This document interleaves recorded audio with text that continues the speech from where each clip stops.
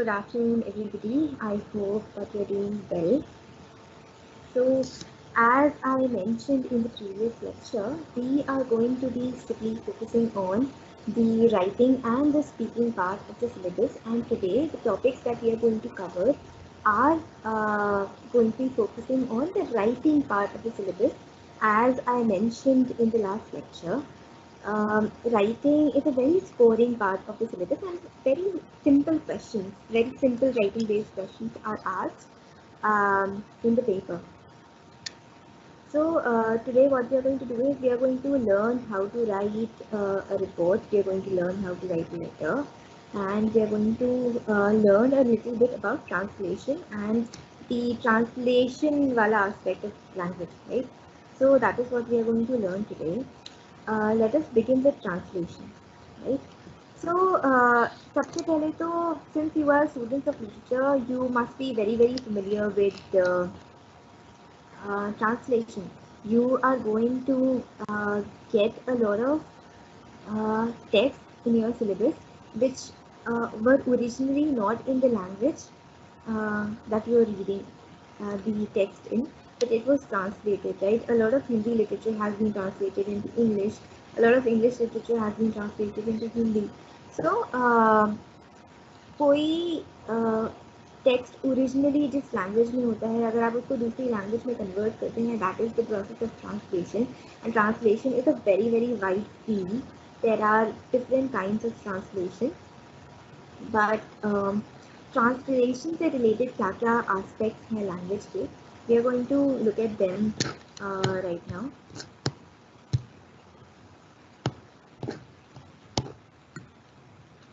I hope you can see my screen. So basically, if we have to understand it simply कि translation क्या होता है. Translation जब आप किसी भी मैसेज को एक लैंग्वेज से दूसरी लैंग्वेज में कन्वर्ट करके बोलते हैं, that is translation, right? Language की एक ब्रांच होती है, एक फील्ड ऑफ स्टडी होती है लिंग्विस्टिक्स, जो ट्रांसलेशन को स्टडी करती है.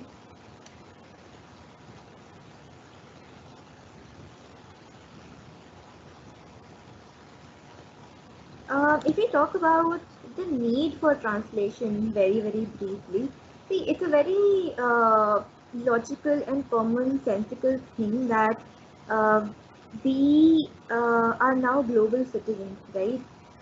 And the earth is very big, the planet is very big. So it's divided into different geographical regions, different cultures in different countries. Different countries, cultures और geographical regions के लोग different languages बोलते हैं. हमारी India में ही अगर आप देखें तो डिफरेंट रीजन के लोग डिफरेंट लैंग्वेजेस बोलते हैं, and it's impossible to know each and every language, but you know knowledge is everywhere. जैसे फॉर इंस्टेंस संस्कृत में, the culture that we have, Sanskrit में बहुत अच्छे और बेहतरीन और इम्पोर्टेंट टेक्स्ट हैं जिनकी ज़रूरत महसूस की गई कि ये जो नॉलेज है, क्योंकि संस्कृत हर किसी को नहीं आती, बट वो नॉलेज हर किसी के पास पहुंचनी चाहिए, right? The knowledge of Ayurveda, the knowledge of religion. So we felt this need to translate those texts into multiple languages, right? So a very logical reason for the need for translation is that knowledge is everywhere. Everybody should have knowledge, so that knowledge can be distributed everywhere, and so that communication can happen across different geographical areas, across different regions. That is why translation is so important, right? So if we talk about translation, there are a few technical terms that you need to understand. So the first is standard language. Now what is standard language? See, language is a man-made thing. भगवान ने नहीं बनाई है language, इंसान ने बनाई है, right? तो इंसान ने लैंग्वेज के रूल्स भी बनाए हैं. डिफरेंट टाइप की लैंग्वेजेस हैं. एक ही लैंग्वेज के डिफरेंट वर्जन्स होते हैं. जैसे फॉर इंस्टेंस अगर आप यूपी बेल्ट की बात करें या नदर्न इंडिया में जो मेन लैंग्वेज बोली जाती है विच इज़ हिंदी, अगर उसकी बात करें तो हिंदी के अलग अलग वर्जन्स हैं, राइट? कोई किसी वर्ड को किसी और वोकैबुलरी से बोलता है, कोई किसी वर्ड को किसी और वोकैबुलरी से बोलता है। सो दैट इंस्ट्रक्शन के लिए, एजुकेशनल पर्पसेस के लिए, ऑफिशियल पर्पसेस के लिए एक ही लैंग्वेज यूज हो और डिफरेंट वोकैबुलरी से कंफ्यूजन क्रिएट ना हो, दैट इज़ वाई एक स्टैंडर्ड लैंग्वेज की नीड आती है, राइट। जैसे अगर इंग्लिश की बात करें, because we are learning English, so English के भी different different you know different versions हैं। जैसे अगर आप हकलबरी फिन पढ़ें तो उसमें जो लैंग्वेज है that is a very different kind of English. अगर आप चौसर पढ़ें तो उसमें जो इंग्लिश है that's very very different kind of English. आप शेक्सपियर पढ़ते हैं, आप सबने शेक्सपियर पढ़ा है, right. So Shakespeare usage a very different kind of language. हम ये जो बुक पढ़ रहे हैं या हम जिस इंग्लिश में बात करते हैं, the British English, that is a very different kind of English, right. So जब किसी लैंग्वेज को स्टैंडर्डाइज कर दिया जाता है, कि बोल दिया जाता है कि ये लैंग्वेज है, इसके ये रूल्स हैं और यही स्टैंडर्ड है, मतलब सब लोग को यही यूज़ करना है, तो वो एक स्टैंडर्ड लैंग्वेज बन जाती है। इंडिया में हमारी ये जो स्टैंडर्ड लैंग्वेज है, we use both type of Englishes, American English also and British English also. However, the English that is used for official and educational purposes is British English, right? So that's a standard language.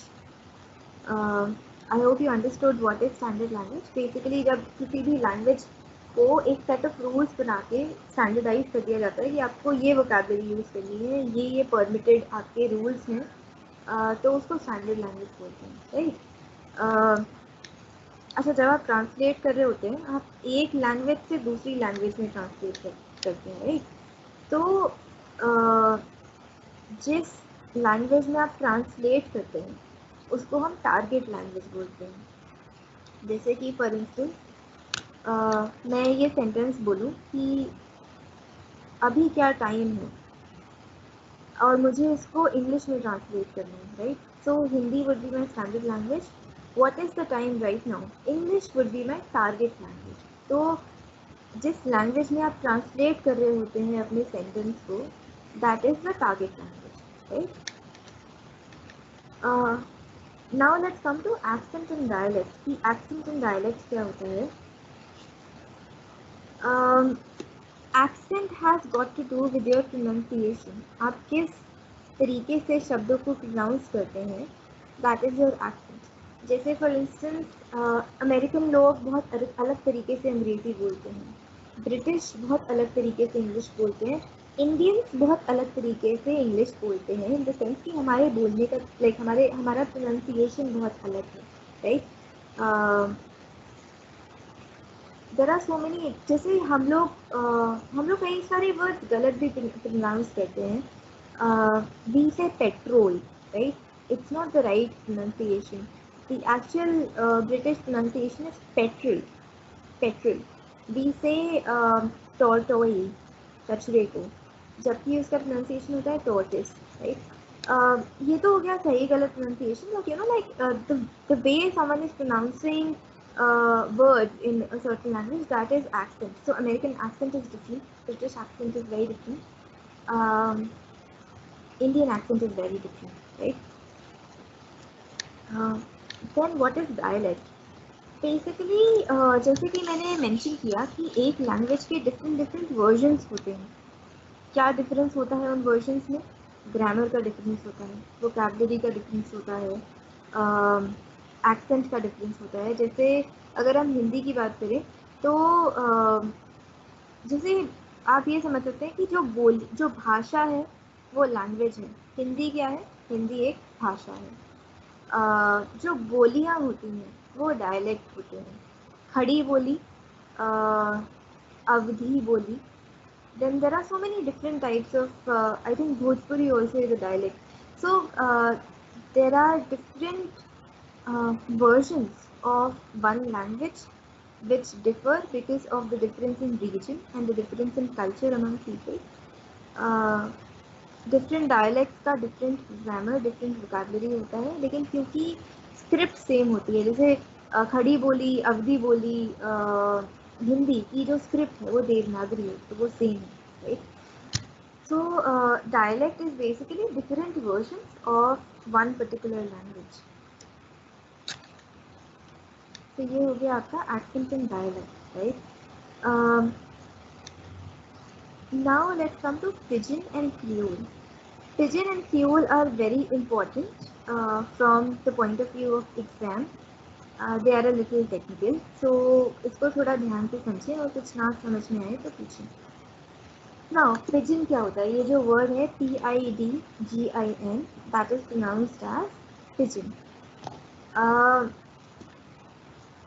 अगर हम थोड़ा history में जाएं, मतलब pigeon को समझने के लिए थोड़ा हिस्ट्री में जाएं, जैसे for instance again, since you are literature students, you'd all know the history of slavery in America, right? South America में अफ्रीका से स्लेव्स को लाना स्टार्ट हुआ प्लांटेशंस पे वर्क करने के लिए, राइट?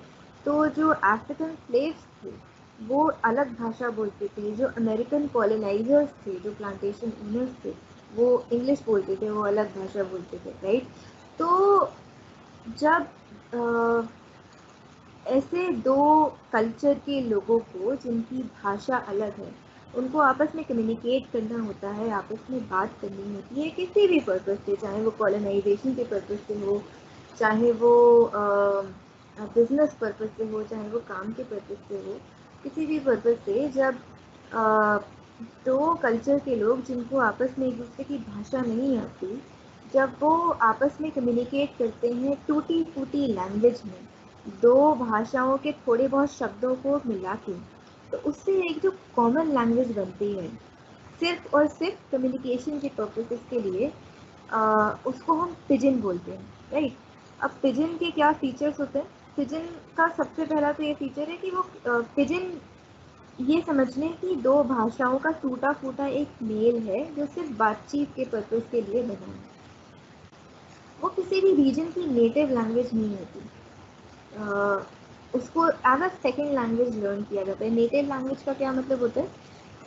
आप जहाँ के रहने वाले हैं वहाँ की जो लैंग्वेज है वो आपकी नेटिव लैंग्वेज होगी। जैसे हम नॉर्थ इंडिया के रहने वाले हैं, हमारी जैसे I am from UP, UP में हिंदी बोली जाती है। You are from Delhi, Delhi में हिंदी बोली जाती है।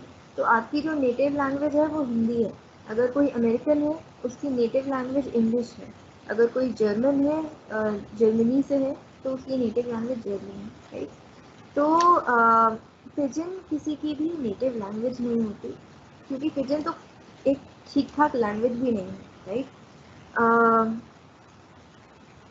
पिजन का जो रोल है वो बहुत लिमिटेड होता है। लिमिटेड इसलिए होता है कि उसकी कोई, जैसे हर लैंग्वेज की आज के डेट में जितनी भी हिस्टोरिकल लैंग्वेज है उनकी एक हिस्ट्री है, उनका एक स्क्रिप्ट है। हिंदी देवनागरी से आई है, इंग्लिश लैटिन से आई है, जापानीज़ एंशियंट जापानीज़ से आई है, राइट? बहुत सारी लैंग्वेजेस संस्कृत से आई हैं। तो उनकी एक मदर लैंग्वेज है, उनका एक स्क्रिप्ट है। बस पिजन जो होता है, क्योंकि वो सिर्फ कम्युनिकेशन के पर्पज से होता है, उसकी कोई हिस्ट्री नहीं होती, उसका कोई कल्चर नहीं होता, उसकी कोई स्क्रिप्ट नहीं होती, तो उसका बहुत लिमिटेड रोल होता है। उसको आप लिखा पढ़ी के लिए यूज़ नहीं कर सकते, उसको आप एजुकेशन पर्पज़ के लिए यूज़ नहीं कर सकते। वो सिर्फ लिमिटेड कम्युनिकेशन के लिए यूज़ होता है एंड बहुत स्पेसिफिक सिचुएशंस में यूज़ हुआ करता था, राइट? तो ये तो हो गया पिजन। क्रियोल क्या होता है? जब पिजन को सेकेंड जनरेशन बातचीत के लिए यूज़ करने लगती है, उसमें थोड़े बहुत और वोकेबलरी वर्ड्स ऐड हो जाते हैं, तो वो क्रियोल बन जाती है, राइट? बेसिकली जो पिजन बोलने वाले लोग हैं उनके बच्चे जो भाषा बोलेंगे that would B creole. Imagine करें कि जो जैसे अमेरिका में स्लेवरी की हिस्ट्री 200-300 साल पुरानी है, राइट?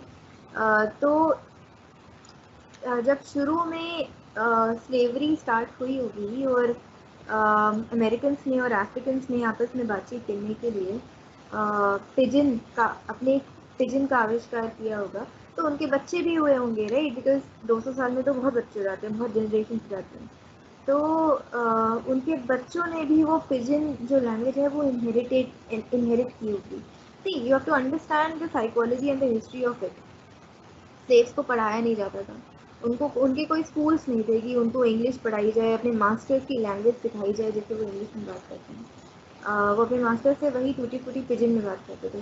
तो वो उनके जो बच्चे थे, जो नेक्स्ट जनरेशन थी जो पिजन वो बोलने लगी, अपने थोड़ा वोकैबलरी को उन्होंने इन्हांस किया, थोड़ी उनकी ज़रूरतें बढ़ी तो थोड़े और शब्द ऐड किए, तो वो क्रियोल बन गई, राइट? तो that is pigeon and creole. Now let us understand कि स्लैंग क्या होता है। बेसिकली सी, लैंग्वेज भी डिफरेंट डिफरेंट पर्पसेस के लिए यूज़ होती है, राइट? एक तो होती है बातचीत की भाषा। जब जो कोलोकियल लैंग्वेज जिसको हम बोलते हैं, कोलोकियल स्पीच, जो आपस में यार दोस्त या आपस में लोग बात करने के लिए यूज़ करते हैं। एक होती है साहित्यिक भाषा, यानी कि एकेडमिक लैंग्वेज, जो educational purposes, medium of instruction के लिए यूज़ होती है। जैसे अगर आप प्राइम मिनिस्टर को चिट्ठी लिखेंगे तो आप उसमें बहुत साहित्यिक हिंदी का यूज़ करेंगे। लेकिन अगर आप अपने दोस्त से बात कर रहे हैं तो आप यार, अरे, ये करके बात करेंगे, आप साहित्यिक भाषा में बात नहीं करेंगे, राइट? तो स्लैंग क्या होता है? बेसिकली वही कोलोकियल भाषा जो बोलचाल के लिए यूज़ होती है, उसका और इनफॉर्मल पार्ट जो होता है उसको हम स्लैंग बोलते हैं। जैसे if I have to give you examples, so जैसे English is a mixture of English and Hindi, right? That's a slang. Then फ्रेंडिंग, जैसे फेसबुक पे सब लोग फ्रेंड्स बनाते हैं, right? So friending is a slang. Friending कोई असली शब्द नहीं है, वो इंग्लिश में कोई ग्रामेटिकली करेक्ट शब्द नहीं है, बट क्योंकि हमारी लैंग्वेज भी इवॉल्व हो रही है। जब ग्रामर के रूल्स बने इंग्लिश के तब फेसबुक नहीं था, टेक्नोलॉजी उतनी नहीं थी, बट क्योंकि हमारी लैंग्वेज इवॉल्व होती है और डिफरेंट डिफरेंट शब्द उसमें ऐड हो जाते हैं, तो स्लैंग्स बन जाते हैं। The thing about slangs is that slangs are of course a part of colloquial language. They are not perceived as the most academic or the most decent of languages. It's just a part of colloquial language, and it also signifies the evolution of language. Um, जैसे अगर आप जो आप WhatsApp पे language लिखते हैं, right? जो texting वाली लैंग्वेज होती है, आप वाई और यू की जगह यू लिखते हैं, सिर्फ you. So that is a part of slang. जैसे आप व्हाट्सएप बोलते हैं, राइट? तो व्हाट्सएप इज़, अगर उसका लिटरल मीनिंग समझें, व्हाट्सएप का मतलब वो ऊपर क्या है, बट आप जो बोलचाल में व्हाट्सएप बोल रहे हैं उसका मतलब है कि क्या हालचाल, right? So that is slang. Multilingualism is another term. Multilingualism means that when one person or a group of people talk in multiple languages, जब एक से ज़्यादा लैंग्वेज में बात करते हैं तो उसको मल्टीलिंगुअलिज्म बोलते हैं। जैसे मोस्ट इंडियंस आर बायलिंगुअल, जो most literate Indians are bilingual. क्यों? क्योंकि हमें एक लैंग्वेज इंग्लिश तो हमें सिखाई जाती है और एक हमारी मदर टंग होती है, किसी की पंजाबी होती है, किसी की गुजराती, किसी की हिंदी, किसी की Tamil, right? So most of us are bilingual, some of us are trilingual. Trilingual means people who can speak three languages, right? So that is multilingualism. Now let's come to code switching and code mixing. Code switching and code mixing भी pigeon और creole जितना ही important है। Code switching क्या होता है? जैसे मैंने English का एग्जांपल दिया, राइट? हमारी आदत पड़ गई है दो भाषाओं को मिक्स करके बोलने की। जैसे मैं अक्सर बोलती हूँ कि what is the time, time क्या हुआ है, राइट? तो जब आप एक भाषा बोलते बोलते दूसरी भाषा पे स्विच करते हैं उसको हम कोड स्विचिंग बोलते हैं, राइट? जैसे a lot of people, like most people do this, बात करते करते अगर कोई इंग्लिश में बात कर रहा है तो फिर वो हिंदी में बात करने लग जाएंगे, राइट? जैसे if we start talking that it's very hot these days and the weather is very unpredictable, कभी सर्दी लग रही होती है, कभी गर्मी लग रही होती है. So what did I do here? I did some code switching. मैं पहले इंग्लिश में बात करी थी, फिर तीसरा सेंटेंस मैंने हिंदी में बोला. So that is code switching. What is code mixing? Code mixing is basically जब आप एक ही सेंटेंस में दो भाषाओं को मिला देते हैं. जैसे बहुत सारे शब्द हैं जिनको हमको इंग्लिश में बोलने की आदत पड़ गई है. जैसे फॉर इंस्टेंस अगर आप अच्छा ठीक है, let me take a small, like I'll explain code mixing and code switching and then I'll take a small quick test. So basically code mixing is जब आप एक ही सेंटेंस में दो भाषाओं को मिला देते हैं. जैसे फॉर इंस्टेंस तुम कॉलेज कब जाओगे, तो तुम जाओगे कब, these are Hindi words, but college is not a Hindi word. Hindi word is Vishwavidyalaya, right? College is an English word. So that is an example of code mixing.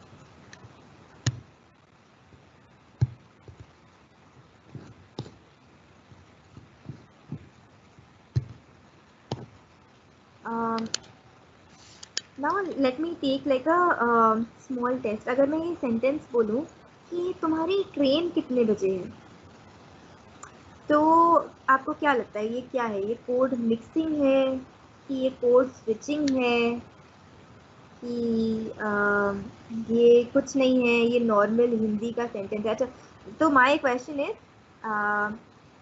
तुम्हारी train कब है, ये जो सेंटेंस है ये क्या है? ये कोड स्विचिंग है, ये कोड मिक्सिंग है, या ये नॉर्मल हिंदी का सेंटेंस है? 3 ऑप्शन है आपके पास. Type it in the chat box. आपको क्या लगता है, ये कोड मिक्सिंग है, कोड स्विचिंग है, या नॉर्मल हिंदी का सेंटेंस है?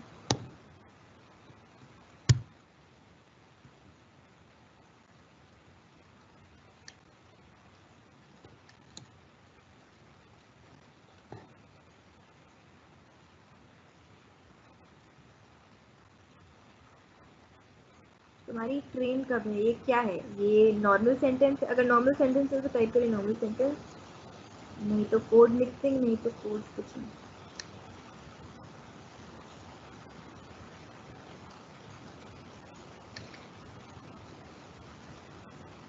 Okay, very good. I am very impressed. It is code mixing. A lot of students are saying. तो तुम्हारी ट्रेन कब है, ये कोड मिक्सिंग क्यों है? इसमें क्या कोड मिक्सिंग है? मतलब ये कोड मिक्सिंग कैसे है?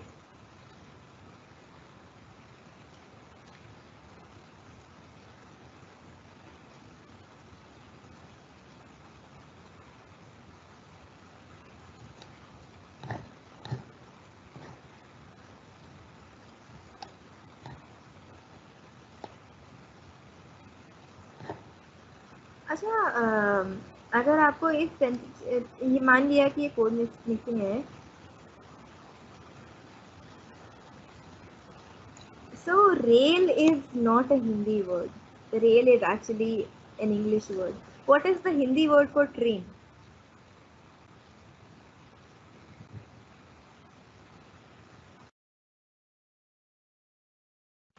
नहीं, रेल भी हिंदी होता है. रेल मतलब सॉरी, रेल भी इंग्लिश होता है. रेल भी हिंदी नहीं है, उसको हम हिंदी में लिख देते हैं. What can someone tell me the Hindi word for train?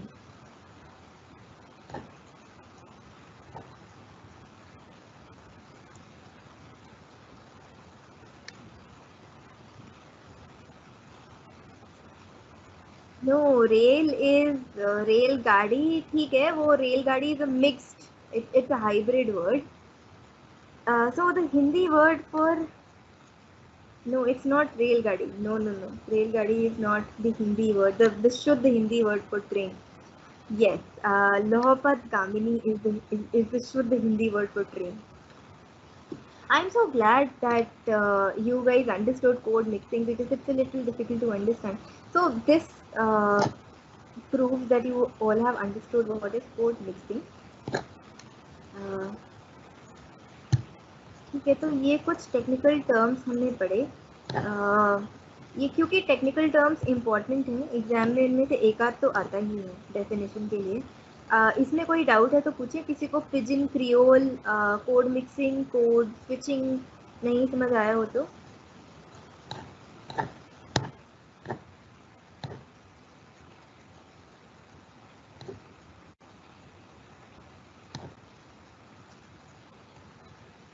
या कोई ऐसा है जिसको कोड मिक्सिंग, कोड स्विचिंग नहीं समझ आया है, या पिजिन क्रियोल नहीं समझ आया है, या एक्सेंट डायलेक्ट नहीं समझ आया है?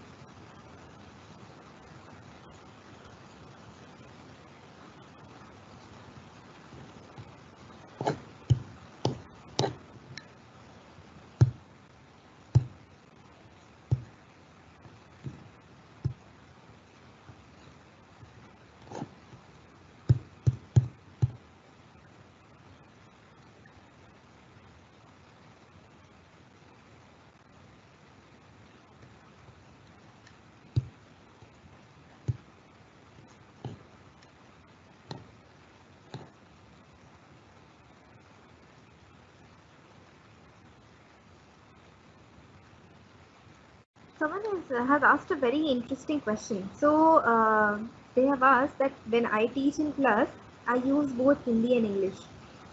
Is it code mixing or code switching? See, it can be both. It can be both, right? दोनों हो सकता है। तो अभी जो मैंने किया, it can be both, दोनों हो सकता है। What was that? That was code switching, right? अगर मैं ये बोलूँ कि आपके सिलेबस में ये बहुत important part है, what is that? That is code mixing. Why? Because syllabus and important are English words.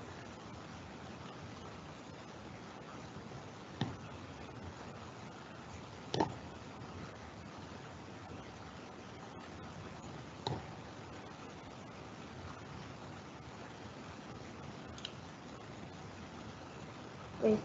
A lot of students, as expected, a lot of students are asking me to repeat Pidgin and Creole. थोड़ा ध्यान से सुने।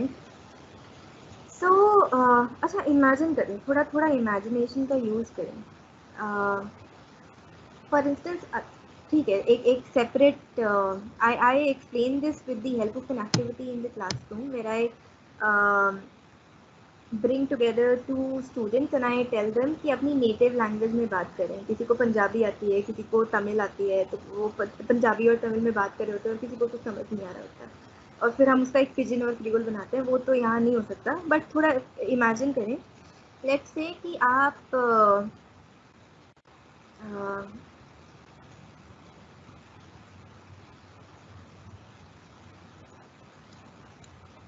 किसी tribal area में जाते हैं, right, जहाँ पे लोग जो हैं वो ट्राइबल लैंग्वेज बोलते हैं। अब आपको 10 दिन कोई बोलता है कि आपको उस ट्राइबल एरिया में रहना है, आपको अपना खाना खुद ढूंढना है, आपको पानी खुद ढूंढना है, आपको वो जो ट्राइबल विलेजर्स हैं उनसे बात करनी है, उनके बच्चों को पढ़ाना है, आपको उनसे काम निकलवाना है, आपको उनकी हेल्प करनी है, राइट ना। जो ट्राइबल एरिया वाले लोग हैं उनको आपकी लैंग्वेज नहीं आती, उनको हिंदी इंग्लिश कुछ नहीं आती, आपको उनकी लैंग्वेज नहीं आती। अगर आपको 10 दिन वहाँ पे रहना है तो आप क्या करेंगे, कैसे बात करेंगे? किसी को एक दूसरे की लैंग्वेज नहीं आती है। आपको भूख लगेगी, आप थोड़ा ऐसे करेंगे, आपको प्यास लगेगी, आप ऐसे करेंगे। उसके अलावा अगर आपको बात करनी है, भूख प्यास के अलावा तो और साइंस नहीं होते ना बहुत सारे ऑब्वियस, तो आप टूटी फूटी लैंग्वेज में बात करेंगे, आप एक नई सी लैंग्वेज बनाएंगे सिर्फ बातचीत के लिए, राइट। वो किसी चीज़ को पॉइंट करके बोलेंगे कुछ, तो आप उसको अपनी वोकैबुलरी में डाल लेंगे, आप किसी चीज़ को पॉइंट करके बोलेंगे कुछ, वो उसको अपनी वोकैबुलरी में डाल लेंगे। तो धीरे धीरे एक दूसरे लैंग्वेज ना आते हुए भी अगर आपको वहाँ पे रहना पड़ रहा है तो आप सर्वाइवल के लिए तो थोड़ी बहुत लैंग्वेज समझ ही जाएंगे, और जो लैंग्वेज समझेंगे उससे एक नई लैंग्वेज बनेगी, राइट। और जो कि बहुत टूटी फूटी होती है, जिसकी कोई ग्रामर नहीं है, कोई वोकैबुलरी नहीं है, किसी ने उसके ऊपर किताब नहीं लिखी रेनन मार्टिन टाइप की, ये इसके रूल्स हैं, तो उसको हम पिजिन बोलेंगे, राइट। अब कोई आपको बोल दे कि आपको वहाँ पे 100 साल तक रहना है, उस 100 साल में आपके बच्चे भी हो जाएंगे, आपके बच्चे हो जाएंगे, ट्राइबल लोग हैं उनके बच्चे हो जाएंगे, तो वो बच्चे आपस में बात करेंगे। अब उनको भी नहीं आती एक दूसरे की language, mother tongue, right, but एक दूसरे के साथ खेलेंगे,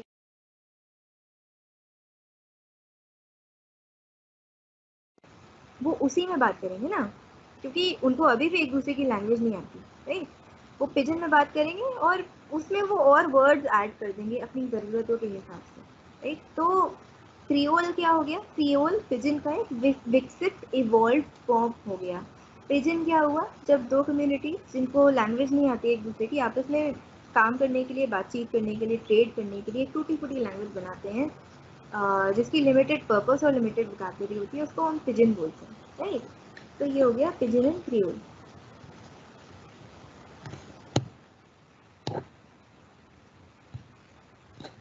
Now we are done with the terms related to translation in language. These are very important.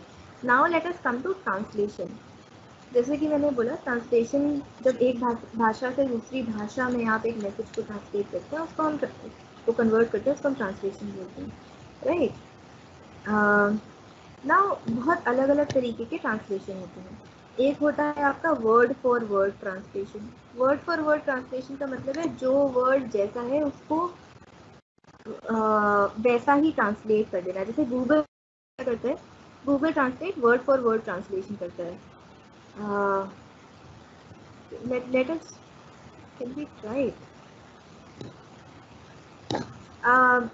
थोड़ा सा ना गूगल ट्रांसलेट पर कुछ भी ट्रांसलेट करके देखें कि वर्ड फॉर वर्ड ट्रांसलेशन कैसा होता है। बेसिकली जो भी लिखा है आपको उसका मीनिंग नहीं समझना होता है, आपको उसके उसमें क्या भाव है या क्या थॉट है, क्या इमोशन है, वो नहीं समझना होता। जो वर्ड जैसा है उसको वैसा ट्रांसलेट करना, that is word for word translation.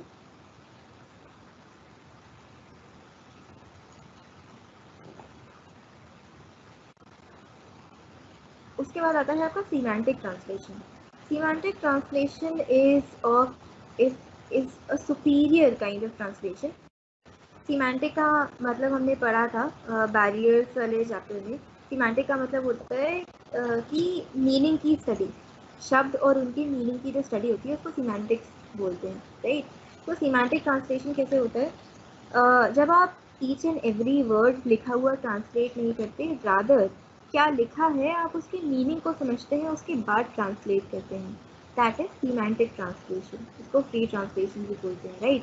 जैसे फॉर इंस्टेंस बहुत छोटा सा एग्जाम्पल लें, किसी प्रोवर्ब का एग्जाम्पल लें। जैसे एक छोटा सा प्रोवर्ब है,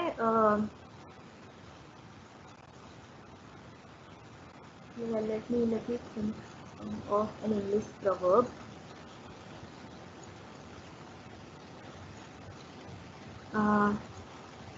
राई का पहाड़ बनाना, ठीक है, ये हमारा मुहावरा है, राई का पहाड़ बनाना। ये आप सबने मुहावरा सुना है, आप इसका मतलब जानते हैं। तो अगर मैं इसका वर्ड फॉर वर्ड ट्रांसलेशन करूँ तो क्या चलेगा? अगर मैं इसका वर्ड फॉर वर्ड ट्रांसलेशन करूँ तो राई का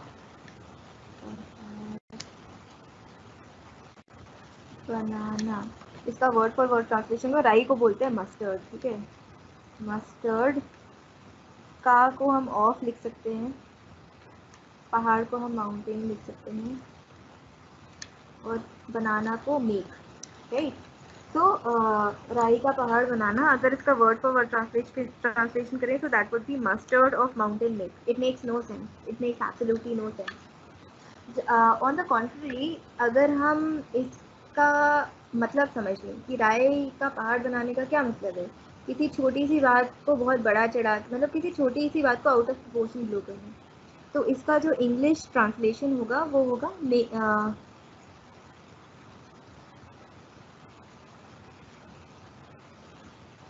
I am forgetting it. Something out of a molehill, ऐसे कुछ है। Making a molehill out of a mole, ऐसे कुछ है। That is the English translation, semantic English translation of this proverb. सो जो आपको ज़रूरत है, जैसी आपको ज़रूरत है उसके हिसाब से ट्रांसलेशन होता है। जैसे अगर आपको वर्ड लाइक कोई सेंटेंस लिखा है सिंपल सा, तो आप उसका वर्ड टू वर्ड ट्रांसलेशन कर सकते हैं, लेकिन जहाँ पे मीनिंग समझ के ट्रांसलेट करने की ज़रूरत है, अगर कोई मुहावरा है, कोई कल्चरल डिफरेंस, सिमेंटिक ट्रांसलेशन।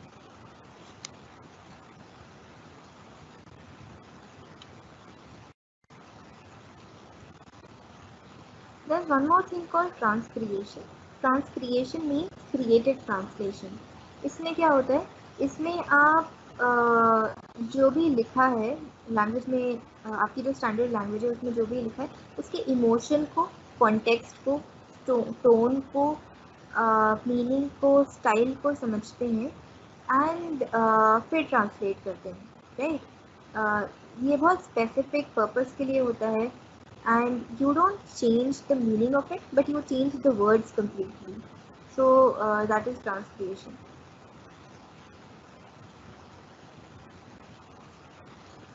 हो सकता है कि एग्जाम में आपको कोई एक्सरसाइज दे दें ट्रांसलेशन की, आपको कोई मुहावरा दे दें, आपसे पूछें कि इसमें वर्ड फॉर वर्ड ट्रांसलेशन होगा कि सिमेंटिक ट्रांसलेशन होगा। आपको कोई हिंदी का सेंटेंस दे दें, फिर पूछें कि अच्छा इसको ट्रांसलेट करें, आपने जो ट्रांसलेट किया वो सिमेंटिक है कि वो वर्ड फॉर वर्ड है, राइट। हो सकता है आपसे पिजिन की या क्रियोल की डेफिनेशन पूछें। तो इस टाइप के क्वेश्चन इस चैप्टर से, इस मतलब ट्रांसलेशन वाले यूनिट से आ सकते हैं।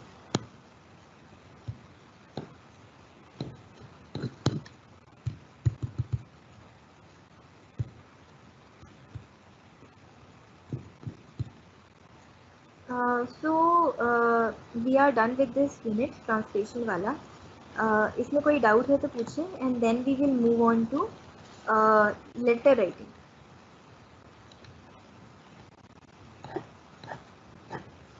जो भी डाउट है ट्रांसलेशन वाले यूनिट में वो पूछें and then we move on to letter writing.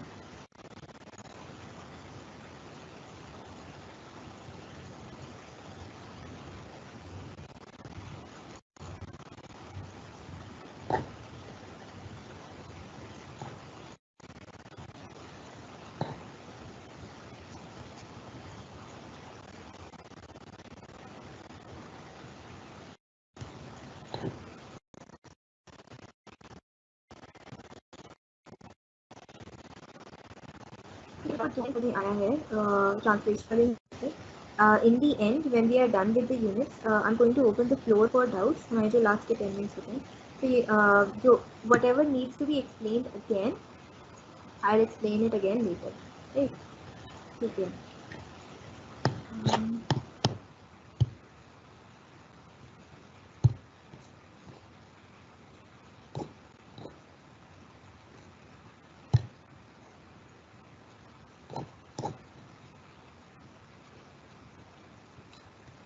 Now let us come to letter writing.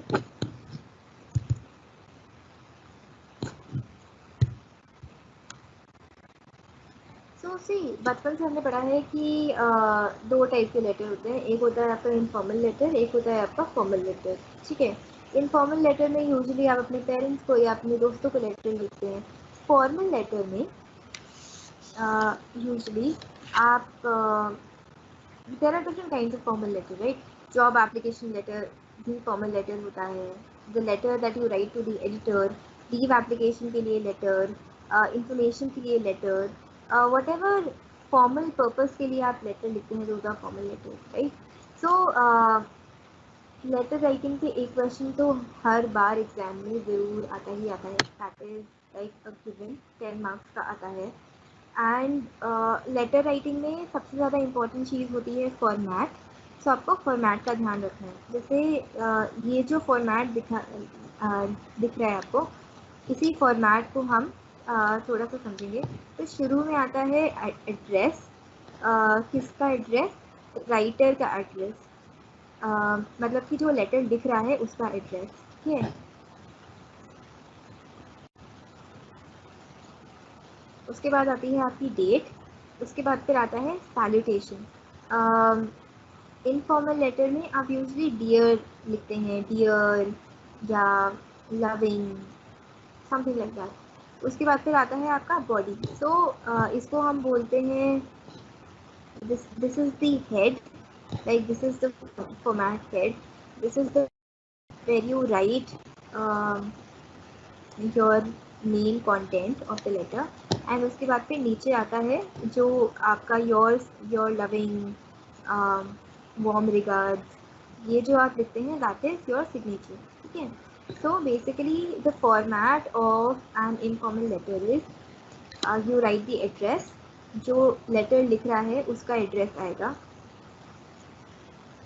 then you write the date, then you write your salutation dear XYZ, उसके बाद you write the body, उसके बाद फिर yours loving या your loving daughter son whatever, your loving friend and अपना नाम, right?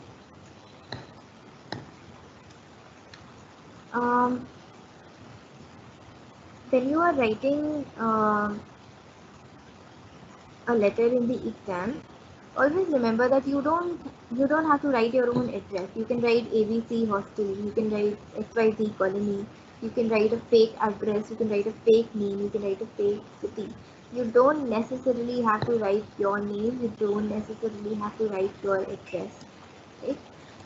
So the format of an informal letter is very simple. Now some tips on letter writing with regards to body.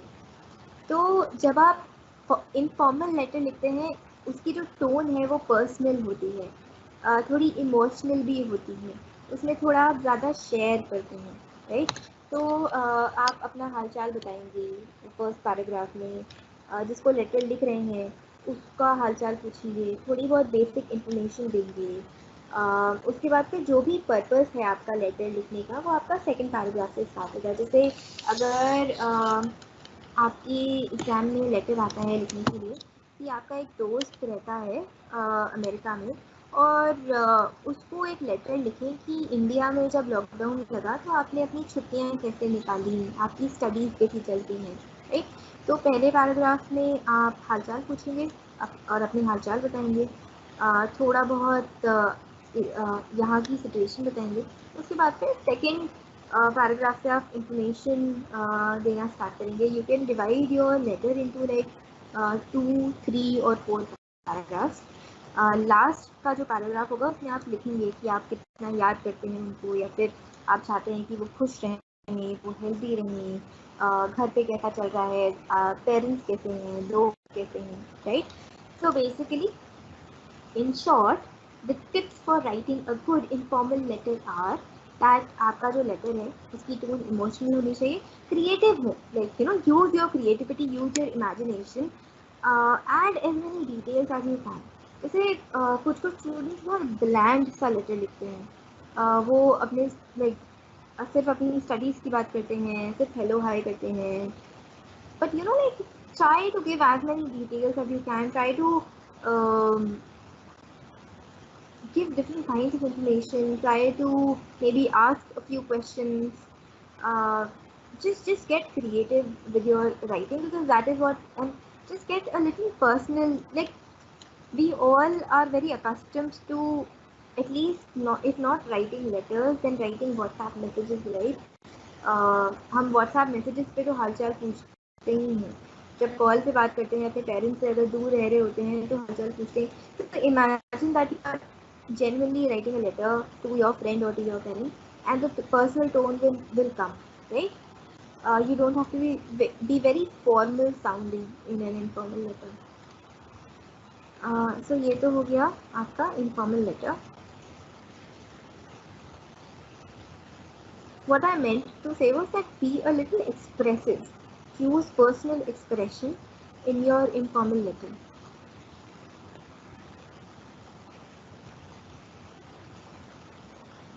Right, now let us come to formal letters. Formal letter का format देखते हैं।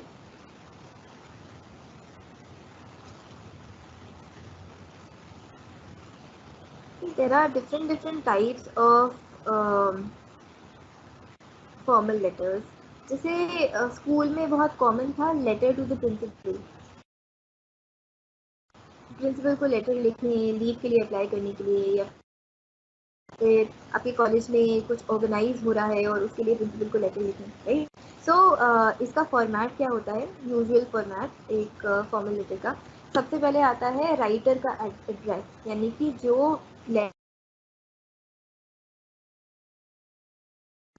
उसके बाद आता है जिसको आप letter लिख रहे हैं उसका एड्रेस और उसका डेजिग्नेशन, ठीक है। उसके बाद आता है आपका सैल्यूटेशन। सैल्यूटेशन में आप लिख सकते हैं डियर या रिस्पेक्टेड सर स्लैश मैम, ठीक। It is always good to write sir slash ma'am unless and until gender specified हो क्वेश्चन में। It is see we always write dear sir. What if the other person sitting on the chair is a ma'am? So always write like a dear sir slash ma'am. उसके बाद फिर आता है आपका subject. Subject बहुत ज़्यादा लंबा ना लिखें, सब्जेक्ट आपका छोटा और क्रिस्प होना चाहिए, और किस बारे में है आपका लेटर उसको स्पेसिफाई करना चाहिए सब्जेक्ट को। उसके बाद फिर स्टार्ट होती है आपकी बॉडी, राइट। बॉडी के बाद आता है आपका yours faithfully, thanking you, yours sincerely.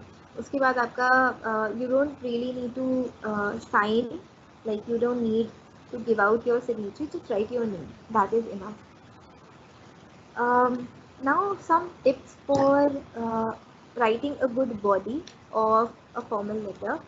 So usually ऐसे start होता है एक formal letter that this is to draw your attention या this is to inform you, right? अगर आप एक letter लिख रहे हैं editor को, तो उसकी lines हो सकती हैं through the esteemed columns of your newspaper I would like to draw the public's attention, या फिर I would like to draw your attention to the XYZ condition in my locality, right? ऐसे हो सकता है. तो बेसिकली इनफॉर्मल लेटर में आप start करते हैं ग्रीट करके, लोगों के हालचाल पूछ के. फॉर्मल लेटर में आप सीधा आपका क्या टॉपिक है, मतलब आप क्या चाह रहे हैं उस पे, उससे आप स्टार्ट करते हैं. आप हेलो हाय नहीं करते एक फॉर्मल लेटर में, राइट. नाउ फॉर्मल लेटर को आप पर्पस वाइज पैराग्राफ में डिवाइड कर सकते हैं. आगे पहले पैराग्राफ में आप थोड़ा सा लिखेंगे कि आप किस बारे में लेटर लिख रहे हैं, right. What is the issue और what is the thing that you want to write a letter about. उसके बाद फिर आप प्रॉब्लम्स एंड सॉल्यूशंस लिखेंगे अगले एक दो पैराग्राफ में, राइट. कि मेरे ये सजेशन हैं या मेरी लोकेलिटी में ये प्रॉब्लम है, मुझे लगता है ऐसा होना चाहिए, मुझे लगता है वैसा होना चाहिए, राइट. कोशिश करें कि बहुत लंबे लंबे सेंटेंसेस ना लिखें because that confuses the readers and you close the letter in this format. Okay?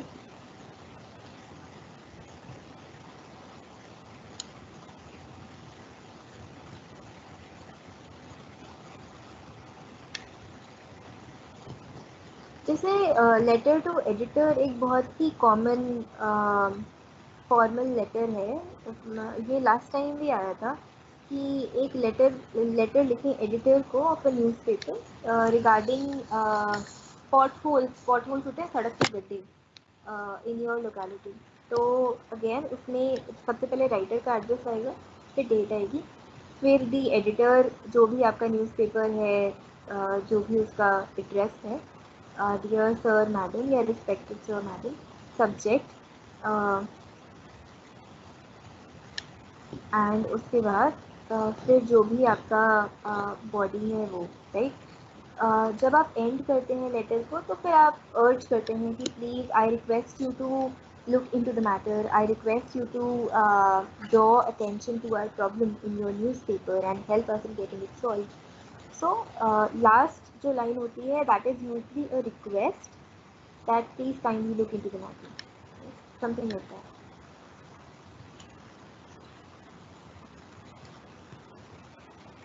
I'm going to send you these notes. इसमें examples हैं, so you can read these so that you get a fair idea. Right? जैसे अगर कोई technical letter है जिसमें आप पैसे भिजवाने या पोस्ट मास्टर या बैंक को लिख रहे हैं, राइट. तो उसमें फिर डेट्स होती हैं, उसमें मनी कितना है वो मेंशन होता है, उसमें डेट्स क्या क्या हैं वो मेंशन होती हैं.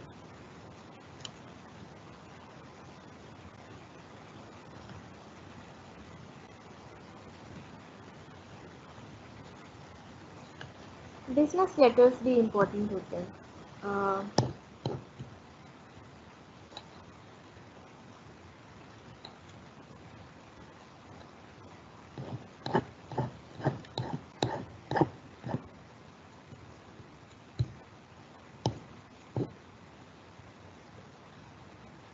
So what we are going to do is we are going to take a small break because business letters थोड़ा लंबा topic है. So we are going to take a small break of like 9 minutes. Right now it's 4:06. तो 4:15 पे दोबारा मिलते हैं. तब तक जो भी डाउट है वो पूछें. And after the break we are going to uh, start learning about business letters. Right? Okay.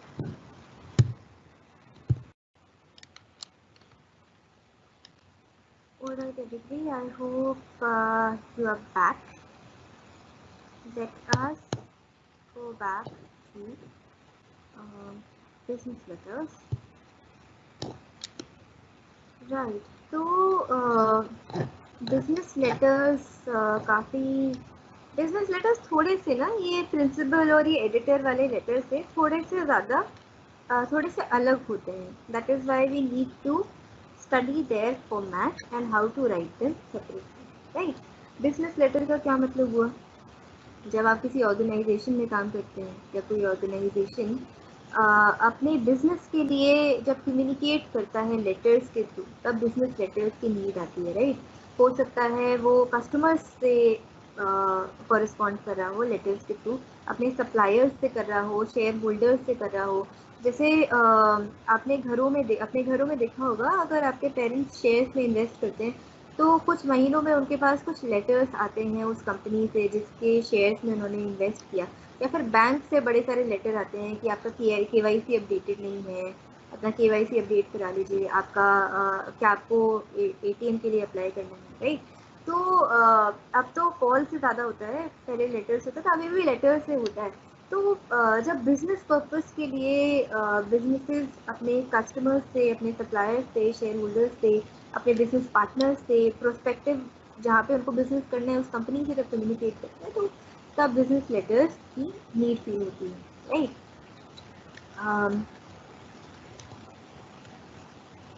Business letter information के लिए हो सकते हैं, जैसे जो मैंने एग्जांपल दिया कि बैंक जब आपको लेटर लिखता है कि आपका KYC अपडेटेड नहीं है तो वो आपको इन्फॉर्म कर रहे हैं. राइट? बिजनेस लेटर इंक्वायरी के लिए हो सकते हैं, जैसे आप हो सकता है कि कोई कंपनी दवाइयाँ बेचती हो और आपको इंक्वायर करना है कि उनकी जो दवाइयाँ हैं वो कितने की हैं या कैसे हैं. तो आप एक इंक्वायरी लेटर लिख सकते हैं एक ऑर्डर प्लेस करने के लिए, ड्यूज़ कलेक्ट करने के लिए. जैसे इनकम टैक्स वाले लेटर लिखते हैं जिनका लैप्स हो जाता है, जिनके ड्यूज़ होते हैं उनके. राइट? लेटर्स लिखना क्यों इम्पोर्टेंट है, ये सारी चीज़ें कॉल पे क्यों नहीं होती है? इसलिए नहीं होती है जैसे कि एक रिकॉर्ड रहे, लाइक कॉमन रिकॉर्ड रहे फ्यूचर के लिए. राइट? तो देर आर मैनी रीजन्स जिनकी वजह से एक बिजनेस लेटर लिखा जा सकता है.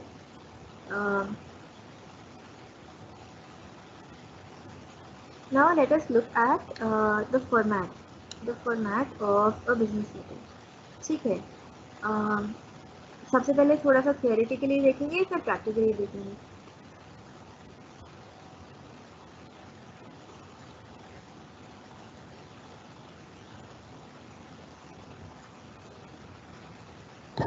There are different types of business letter. As I said कि एक होता है complaint letter. जैसे फॉर इंस्टेंस आपको अपने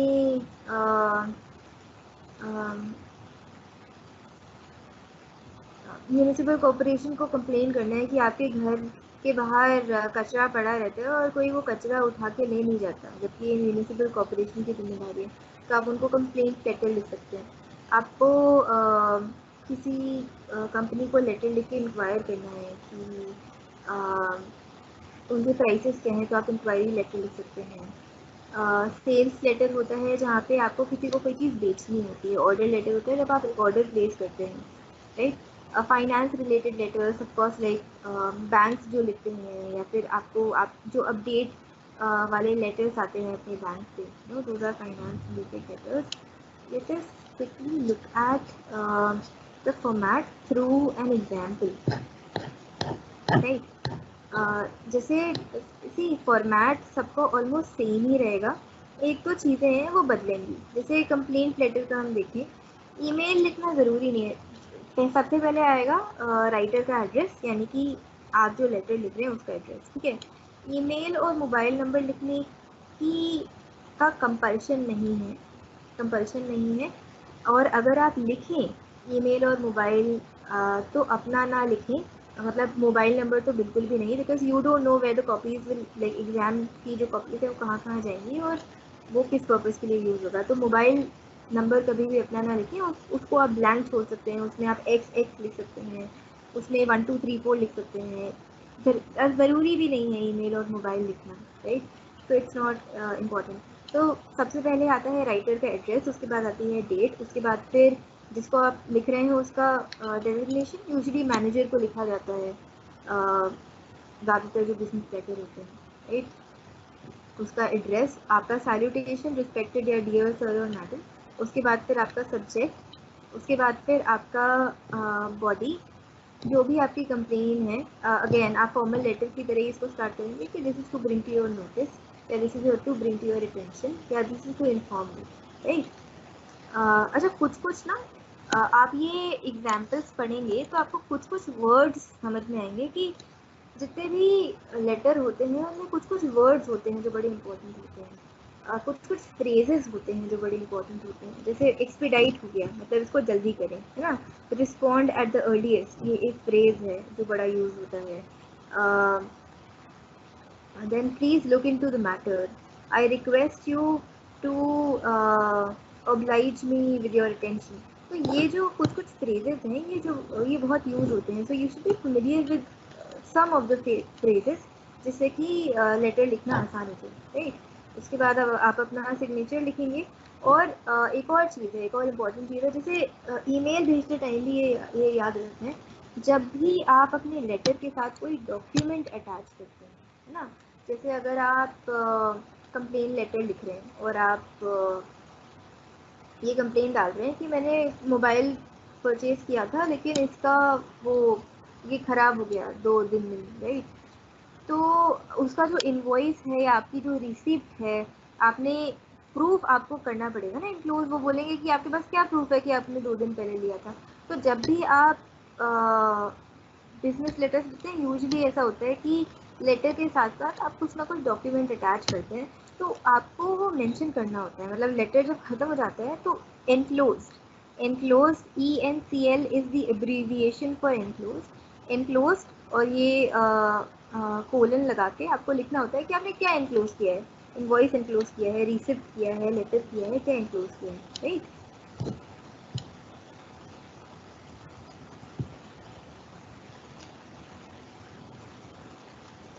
अच्छा, एक और चीज़ जो आपको ध्यान रखनी है, अगर क्वेश्चन में रेफरेंस नंबर दिया है ना, जैसे जो सरकारी लेटर्स होते हैं, जो सरकारी कम्युनिकेशन वाले लेटर्स होते हैं, तो उसमें रेफरेंस नंबर होता है। जैसे फॉर इंस्टेंस कोई सरकारी डिपार्टमेंट है, ठीक है। अब उसमें गवर्नमेंट आदेश निकालती है कि कल से ये जो सरकारी डिपार्टमेंट है उस उसमें ये चेंजेस होंगे। तो वो जो ऑफिस ऑर्डर निकालती है उसका एक रेफरेंस नंबर होता है, ठीक है। तो जब आप उसका रिप्लाई करते हैं तो फिर एक रेफरेंस नंबर आपको मेंशन करना होता है। रेफरेंस नंबर अगर होगा तो आपको क्वेश्चन में दिया होगा, नहीं तो नहीं होगा। यूजुअली एग्ज़ाम में इनफॉर्मल लेटर में लेटर टू अ फ्रेंड आता है, और फॉर्मल लेटर में लेटर टू द एडिटर आता है या लेटर टू प्रिंसिपल आता है। तो बहुत ज़्यादा वरी करने की ज़रूरत नहीं है अगर ये टेक्निकलिटीज़ थोड़ी कम समझ में आती हैं तो भी। बट हाँ, ये सारी चीज़ें आपको पता होनी चाहिए। क्यों?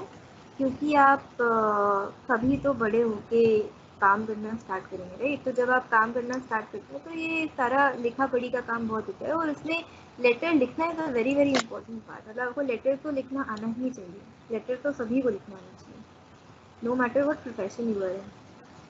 तो रेफरेंस नंबर, अगर आप रिप्लाई करते हैं तो रेफरेंस नंबर इम्पोर्टेंट होता है।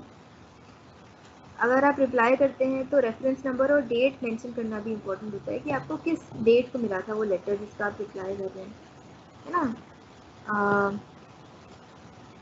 बाकी सबका जो फॉर्मेट है वो सेम है।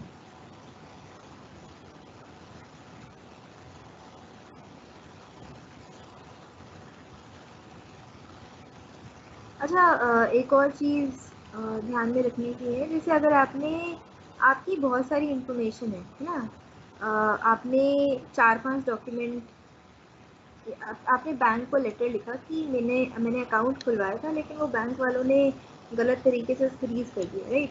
तो आप एक टेबल बना के या लेटर के बीच में अपनी इंफॉर्मेशन लिखेंगे कि अकाउंट नंबर क्या है। जैसे अगर आपने ऑर्डर प्लेस किया है किसी चीज़ का, तो आप ये टेबल बना के, ये टेबल अगर आपको स्क्रीन पे दिखती है तो उसकी डिटेल्स लिखेंगे कि कितने आइटम हैं, कितनी क्वांटिटी है, कितना प्राइस है। तो ये आप कर सकते हैं।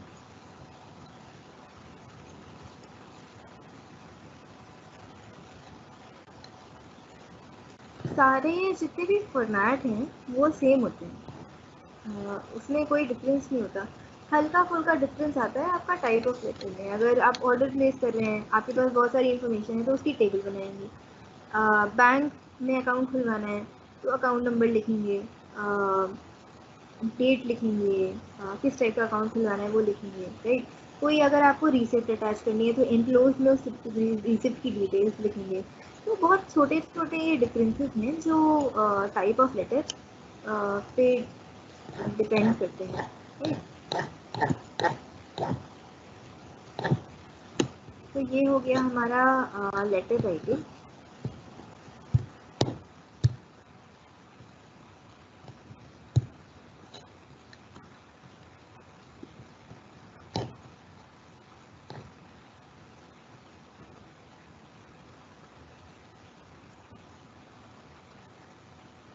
Yeah, for people who are saying that they did not receive the notes, I am going to send them today. I have not been sending the notes since 2-3 days, तो वो सारे एक साथ इकट्ठे आपको आज मिल जाएंगे, ठीक है। तो नहीं करें, आज पक्का मिल जाएंगे।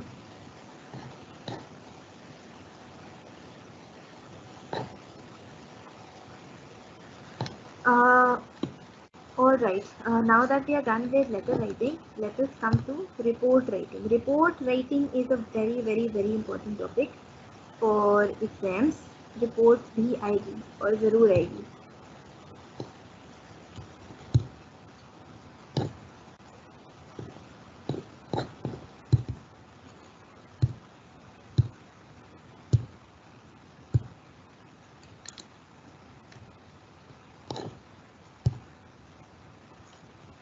ऑल राइट, तो सबसे पहले ये देखते हैं कि रिपोर्ट क्या होती है और रिपोर्ट हम क्यों लिखते हैं।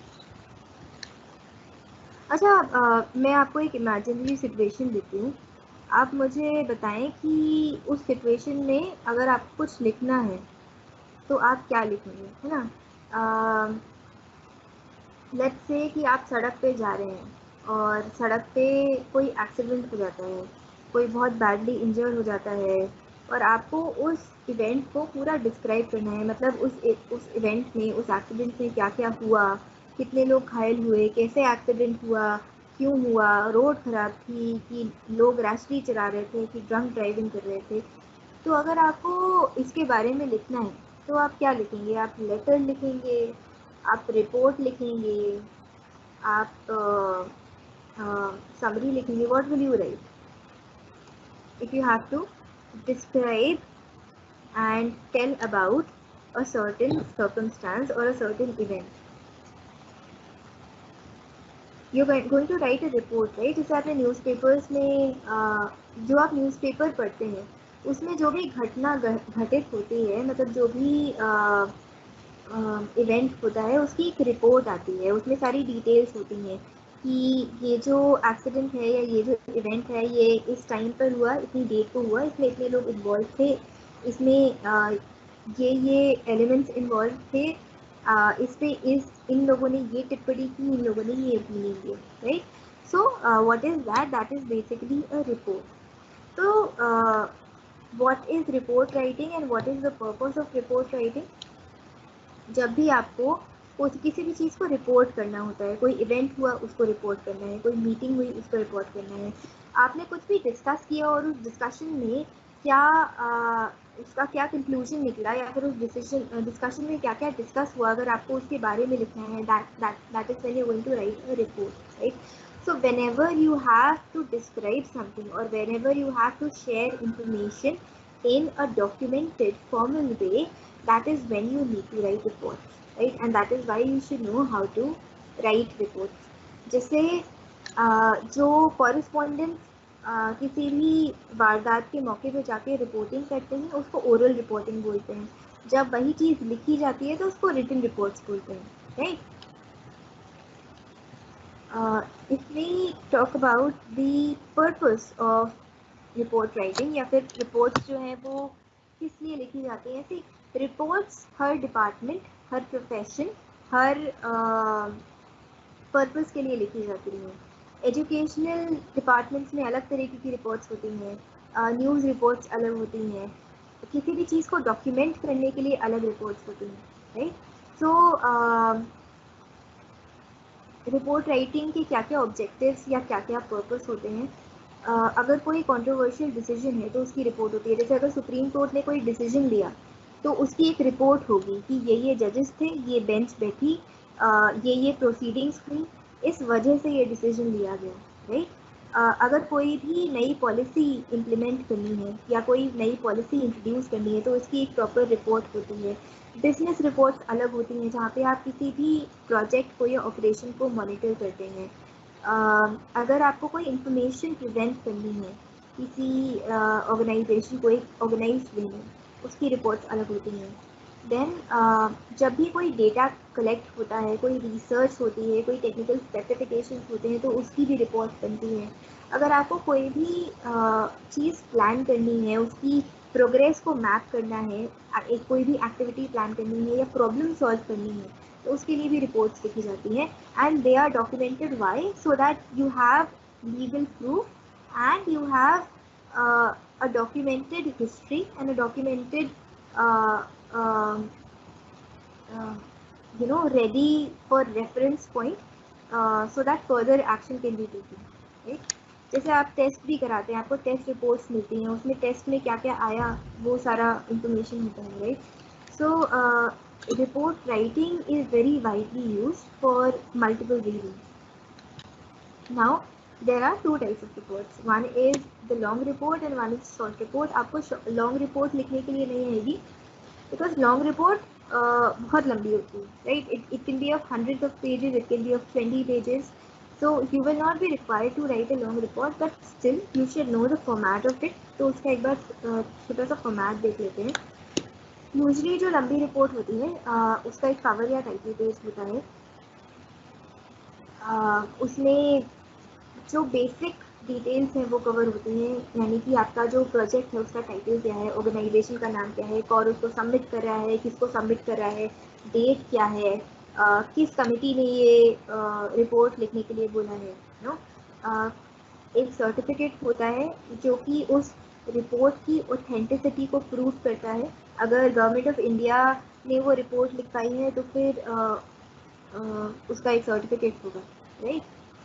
टेबल ऑफ कंटेंट्स होता है, बिकॉज लॉन्ग रिपोर्ट्स बहुत लंबी होती है तो उसमें कौन सी चीज़ कहाँ पे है उसकी एक टेबल होती है। उसके बाद एक एब्स्ट्रैक्ट होता है। एब्स्ट्रैक्ट क्या होता है? Abstract is basically a summary. Abstract से आपको ये पता लग जाता है कि इसमें क्या क्या चीज़ें कवर होती हैं, right? Because nobody has the time to read such a long report if it's not going to be relevant to them. So that is why you need an abstract. Then you have the main text. The text is again divided into different sections where you have the introduction, you have the discussion and you have the conclusion. Then there is appendix. Appendix basically क्या होता है? जो भी additional information जो main report में नहीं publish हुई है, जो reader के further reading के लिए है या further information के लिए है, वो सारी appendix में डाल दी जाती है। Bibliography, you are again students of literature, so bibliography is very important to understand. Bibliography is जब आप कुछ भी लिखते हैं तो आपने वो कौन कौन से सोर्सेज से लिखा, मतलब उसको लिखने के लिए आपने कौन सी किताबें पढ़ी, इंटरनेट पे कौन सी वेबसाइट्स देखी, उसका जो डेटा होता है, उसका जो कलेक्शन होता है, उसको हम बिब्लियोग्राफी बोलते हैं, राइट। ग्लॉसरी इज बेसिकली जब कोई टेक्निकल टर्म्स होते हैं उनको एक्सप्लेन करने के लिए, लाइक उनके जो मीनिंग्स होते हैं और उनके जो एक्सप्लेनेशन होते हैं, उनकी जो लिस्ट होती है, टेक्निकल वर्ड्स और उनके एक्सप्लेनेशन की जो लिस्ट होती है, उसको ग्लॉसरी बोलते हैं।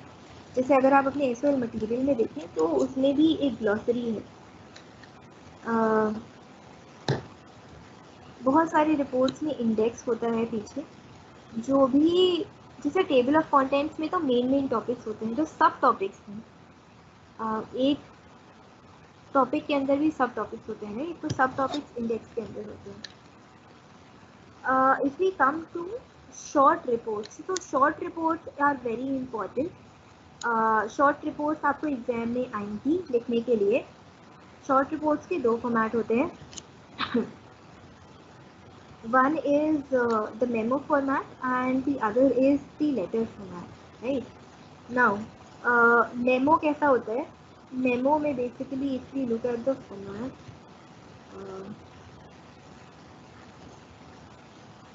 see, this is the format of a memo, right? Now, before we look at the format, let us understand कि memo किस लिए यूज होता है। जब आप एक बहुत बड़े ऑर्गेनाइजेशन के अंदर होते हैं और ऑर्गेनाइजेशन के लोगों को आपस में ही कम्युनिकेट करना होता है और बहुत छोटी छोटी चीज़ों के लिए कम्युनिकेट करना होता है, तो वो मेमोज यूज़ करते हैं। जैसे फॉर इंस्टेंस अगर सीईओ को मैनेजर को बोलना है कि आज एक मीटिंग रख लो डिपार्टमेंट की, तो वो उसको मेमो भेजेगा। अगर मैनेजर को असिस्टेंट मैनेजर को बोलना है कि ये फाइल 6 बजे तक पहुंच जानी चाहिए इस डिपार्टमेंट में, तो वो उसको मेमो लिखेगा, राइट। मेमो जो है वो शॉर्ट होता है लेंथ में एंड ऑर्गेनाइजेशन के अंदर ही यूज होता है। इसका फॉर्मेट देखते हैं।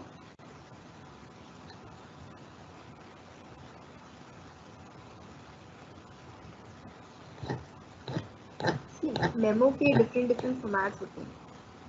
अगर कोई छोटा मेमो है तो उसमें it is always in a box. Whenever you right a memo, whenever you write a report in the form of a memo, always remember to put it in a box. Pencil लें और उससे line खींच के एक box बनाएं, ठीक है।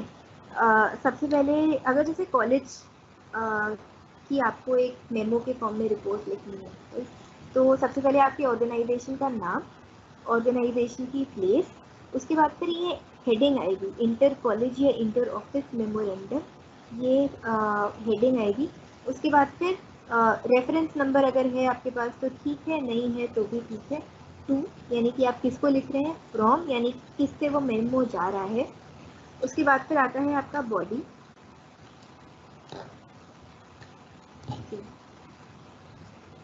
You can write the date also, you can write the subject also. आपका बॉडी, सिग्नेचर एंड अगर आप कुछ एनक्लोज कर रहे हैं तो वो।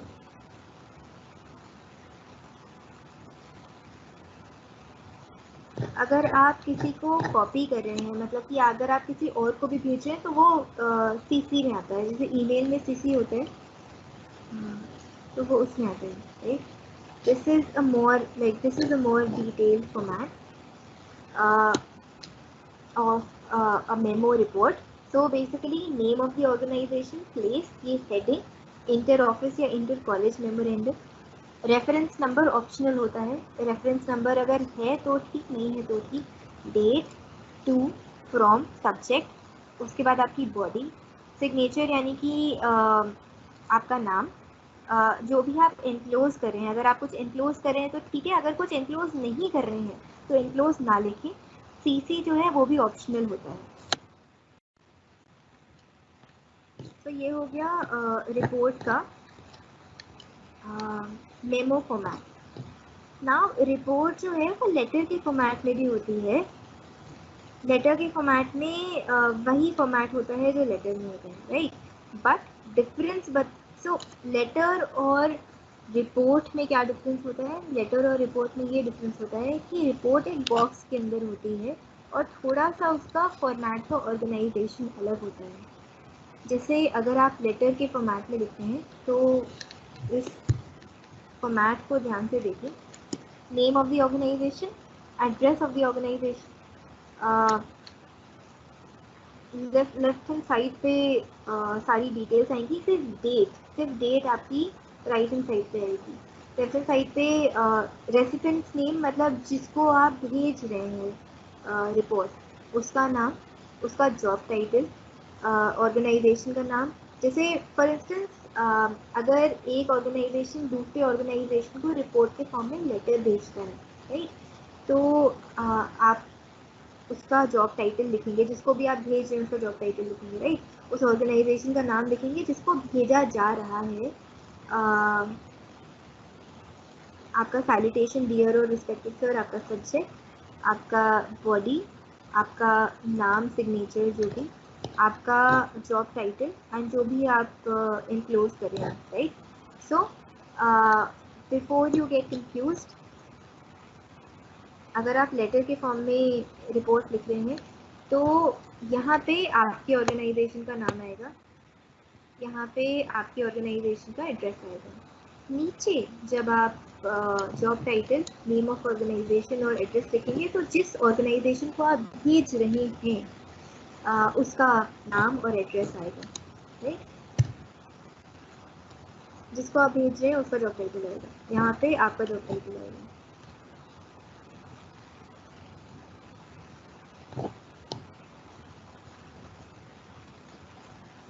There are different types of report. One is an informational report. Informational report is a very, very important type for the exam. 99.9% cases में informational report ही आती है और ऐसे टॉपिक्स पर ही आती है। जैसे ऐसे टॉपिक्स होंगे कि आपके कॉलेज में गांधी जयंती पे एक इवेंट हुआ, आपको प्रिंसिपल को रिपोर्ट सबमिट करनी है उस इवेंट के बारे में, राइट। या फिर आपके कॉलेज में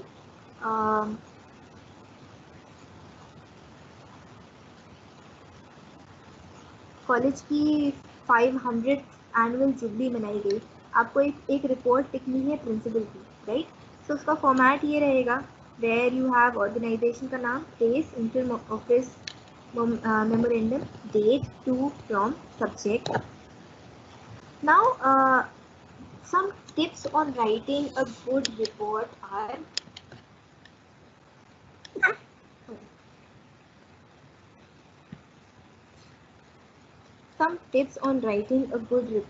are that you have to sound formal. This is not like an informal letter, it's not an informal format. क्योंकि रिपोर्ट बहुत ज़्यादा लंबी नहीं होती है, तो जितनी डिटेल की ज़रूरत है उतनी ही डिटेल लिखें। And there's one more thing that happened the last time I checked the papers. तो क्वेश्चन था कि आपके कॉलेज में गांधी जयंती का इवेंट हुआ, गांधी जयंती मनाया गया और आपको उस इवेंट के बारे में रिपोर्ट लिखनी है, ठीक है। अब स्टूडेंट्स ने क्या किया, रिपोर्ट इवेंट के बारे में तो उन्होंने 2 लाइनें लिखी, उन्होंने गांधी जी के बारे में लिखना स्टार्ट कर दिया कि गांधी जी बहुत अच्छे थे, गांधी जयंती हम इसलिए मनाते हैं, गांधी जी ऐसे थे, गांधी जी वैसे थे, उन्होंने हमारे देश के लिए लड़ा, उन्होंने सत्याग्रह किया, बहुत सारे लोगों ने सिविल डिसोबीडियंस की पूरी हिस्ट्री लिख दी। तो what I am trying to say is कि रेलेवेंट इन्फॉर्मेशन लिखें। अगर इवेंट हुआ है तो आप इवेंट को ही तो डिस्कस करेंगे, इवेंट को ही तो डिस्क्राइब करेंगे। इवेंट कब हुआ, किसने ऑर्गेनाइज किया, कहाँ हुआ, क्या टॉपिक था, देन उसमें क्या क्या हुआ, उसमें कितने लोग थे, कौन कौन था, आपने कैसे सेलिब्रेट किया, उसमें क्या क्या प्राइसेस थे, क्या क्या एक्टिविटीज़ थी, क्या क्या प्लानिंग लगी। तो यू नो जो भी इवेंट हुआ, what does reporting mean, reporting means कि जो भी इवेंट है आपको उसको रिपोर्ट करना है, यानी कि आपको उसको जैसा वो हुआ वैसा डिस्क्राइब करना है। आपको उसमें अपनी कोई फीलिंग्स नहीं डालनी, आपको उसमें उसके बारे में एक्स्ट्रा इन्फॉर्मेशन नहीं लिखनी, आपको ऐसे थोड़ी लिखना है। I don't know why this happened, but the last time I checked papers the last year, um, most students had written a lot of uh, irrelevant information in their reports. उन्होंने दो दो तीन तीन पेजेस की reports लिखी थी और उनको ज़ीरो मिले क्योंकि उन्होंने कुछ काम करने लिखा था। तो जब आप रिपोर्ट लिखते हैं आप क्या करते हैं, आप एक इवेंट को डिस्क्राइब करते हैं, आपको हिस्ट्री नहीं लिखनी है। अगर कोई पूछता है कि अगर क्वेश्चन में आता है कि आपके कॉलेज में लेट्स से रिपब्लिक डे मनाया गया, तो आपको रिपब्लिक डे क्यों मनाते हैं, उसमें कितने शहीद कितने जवान शहीद हुए थे, क्या हिस्ट्री है, वो सब नहीं लिखना है, आपको सिर्फ इवेंट को डिस्क्राइब करना है, राइट। तो these are some tips for writing a good report. दूसरी होती है आपकी analytical report. Analytical report usually long होती है। एनालिटिकल रिपोर्ट एनालिसिस और डेटा इंटरप्रिटेशन के काम होती है। जैसे फॉर इंस्टेंस गवर्नमेंट ने बोला कि इतनी फार्मर सुसाइड्स हो रही हैं, एग्रीकल्चर डिपार्टमेंट एनालाइज करे या ये पता लगाए कि ये सुसाइड का क्या कारण है। तो तब जो रिपोर्ट लिखी जाएगी वो कोई इवेंट तो नहीं डिस्क्राइब करेगी, कोई जाएगा तो नहीं किसी गांव में और देखेगा कि एक सुसाइड फांसी लगा रहा है खुद को, तो वो फांसी को डिस्क्राइब करेगा। No, you will try to find out and analyze the reasons and the cause of something that is happening. तो वहाँ पे analytical report लिखी जाती है, right? It's not a very important part of the syllabus, but you should know what an analytical report is. From the point of view of exam, informational report is very, very important, right? All right.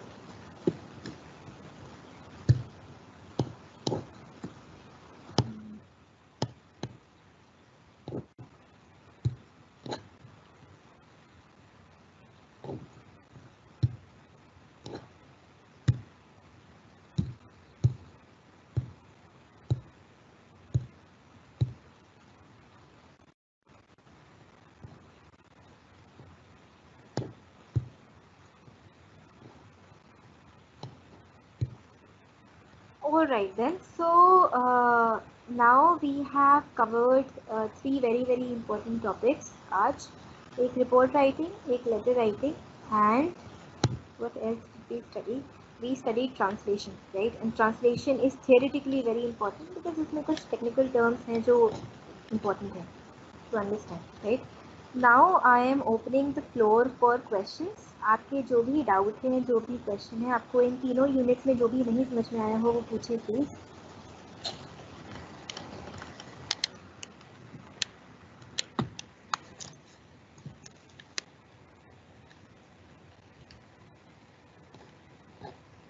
I don't know when your exams are going to happen, so I cannot inform you about that.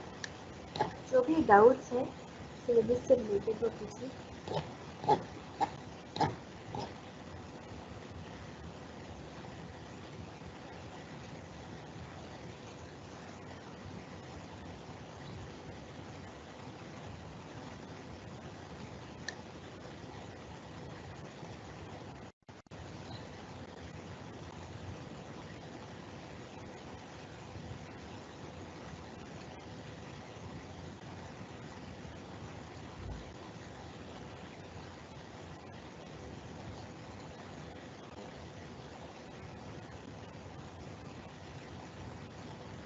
For students asking about notes, there's a WhatsApp group. You can get yourself added to that WhatsApp group. And I send the notes there, and the notes will also be uploaded in Teams. So you can get the notes on WhatsApp and Teams.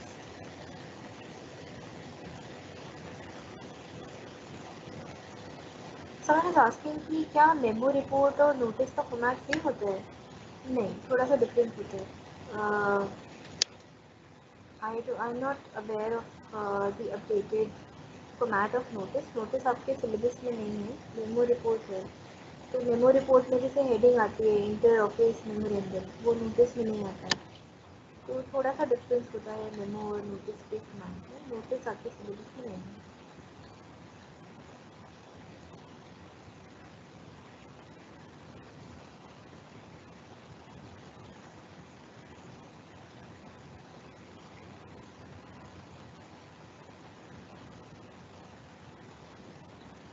For people who want to join the WhatsApp group, can somebody please post the link of the WhatsApp group in the chat? वो link please save करिए अपने पास.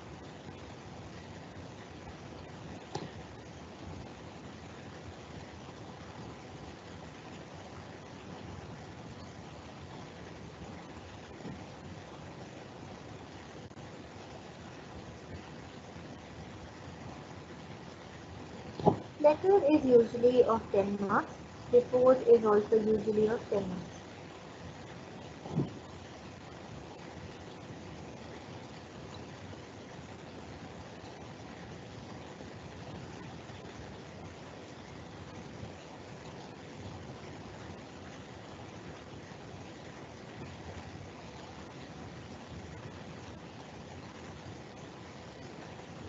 Can someone please post the link of the WhatsApp group in the chat? Marking scheme writing section का मतलब आज जो हमने 3 unit पढ़े उसका वही मार्किंग स्कीम है कि आपको ऑप्शंस मिलेंगे क्वेश्चंस के बीच में. हो सकता है आपको 2 लेटर्स के बीच में ऑप्शन मिले, हो सकता है आपको रिपोर्ट और लेटर के बीच में ऑप्शन मिले, और ये आएंगे सब 10 मार्क्स के.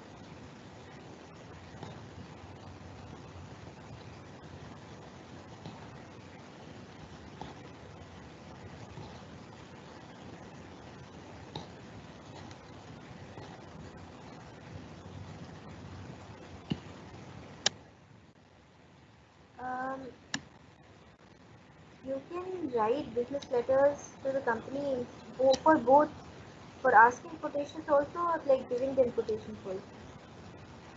Depends on who you are. Are you a supplier? Are you a customer?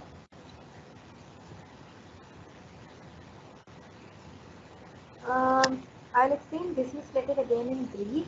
तो जब अपने बिजनेस पर्पसेस के लिए कंपनीज एक दूसरे को, या कंपनीज अपने सप्लायर को, या कंपनीज अपने कस्टमर को, या कस्टमर कंपनी को लेटर लिखते हैं तो उसको बिजनेस लेटर बोलते हैं, right. They are official formal only for the purpose of business.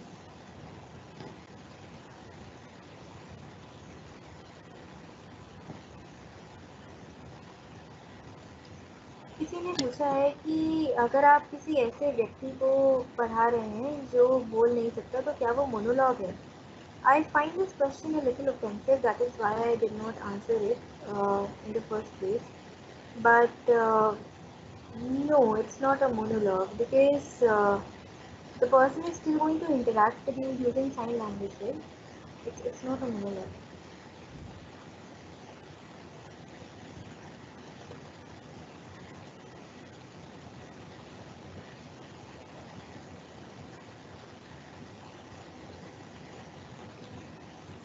Someone is asking कि बॉडी का भी कोई फॉर्मेट होता है क्या, या फिर हम जैसा चाहें वैसा लिख सकते हैं?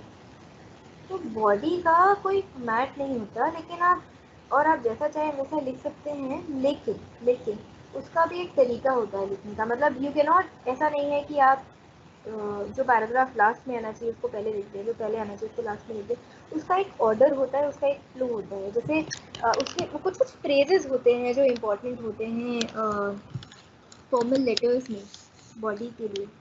शुरू में आप अपनी प्रॉब्लम बताएंगे, शुरू में जो भी आपको इन्फॉर्मेशन देनी है वो बताएंगे, उसके बाद फिर उस पर एलाबोरेट करेंगे, उसके बाद फिर लेटर को कंक्लूड करेंगे, अपने सजेशंस देंगे, कोई एक्शन लेने को बोलेंगे, राइट. तो उसका एक फ्लो होता है, उसका कोई हार्ड एंड फास्ट फॉर्मेट नहीं है, लेकिन उसका स्ट्रक्चर और फ्लो होता है. आप जैसा चाहे वैसा लिख सकते हैं, but you can not violate the structure और the flow.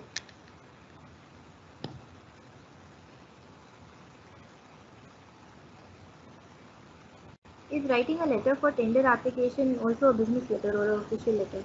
Yes, it is. It is also a business letter. Yes.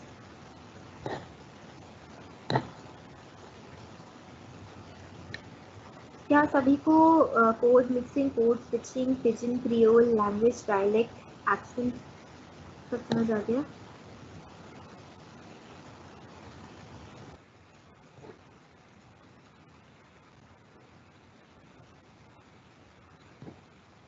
The link for the WhatsApp group has been given in the chat. People who want to, Priya, if you want to get added to the group, you can click on the link and join the group. People want to understand code switching one more time. So जब आप एक language से दूसरी language पे jump करते हैं एक ही conversation में तो कोड स्विचिंग बोलते हैं. जैसे कि अगर मैं बोलूँ कि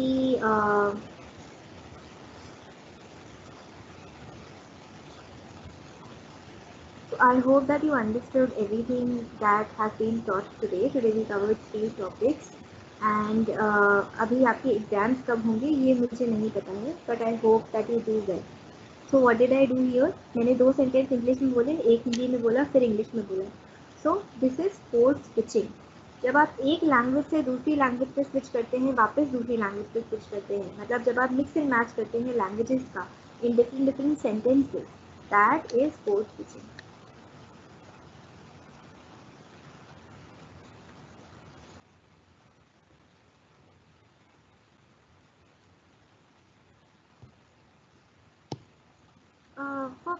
someone is asking कि अगर कोटेशन देने के लिए लेटर लिखना है तो कैसे लिखना होगा. I don't understand a lot about giving quotations, but वो जो लेटर है उसका भी वही फॉर्मेट होगा जो बिजनेस लेटर का फॉर्मेट होता है. जैसे फॉर इंस्टेंस आप जो फॉर्मेट बिजनेस लेटर के लिए फॉलो करेंगे वही कोटेशन वाले लेटर के लिए फॉलो करेंगे. उसकी बॉडी में आप ये लिख सकते हैं कि क्या आप इतने सेट का, इतने मोबाइल्स के सेट का कोटेशन दे सकते हैं प्लीज़, क्या उनकी डिटेल बता सकते हैं. अगर आपको डिफरेंट चीज़ें पे कोटेशन चाहिए तो वो चीज़ों का आप टेबल बना के, जैसे हमने वो लेटर देखा था जिसमें एक टेबल बनी थी, तो आप टेबल बना के कोटेशन पूछ सकते हैं.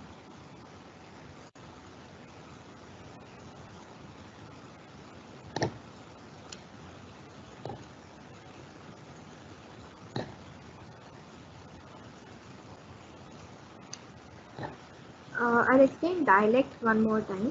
तो एक लैंग्वेज के डिफरेंट वर्जन्स होते हैं. जैसे हिंदी के डिफरेंट वर्जन्स हैं. हिंदी अगर आप अवध रीजन में आए तो लोग आज भी खड़ी बोली बोलते हैं. रामचरितमानस खड़ी बोली में लिखी गई है, हिंदी में नहीं लिखी गई है, राइट. तो खड़ी बोली क्या है? हिंदी का डायलेक्ट है, यानी कि वो हिंदी का ही एक अलग वर्जन है, एक अलग रूप है, वो एक ही स्क्रिप्ट से निकला है. So that is a dialect. Someone is asking, can we add metaphor or quotes in a speech or article? Yes, you can. Yes, you can. That, in fact, you should. That's a good idea. Yes, your exam is going to be more conceptual and more application based. इसमें theory questions कम आएंगे, application based questions ज़्यादा आएंगे.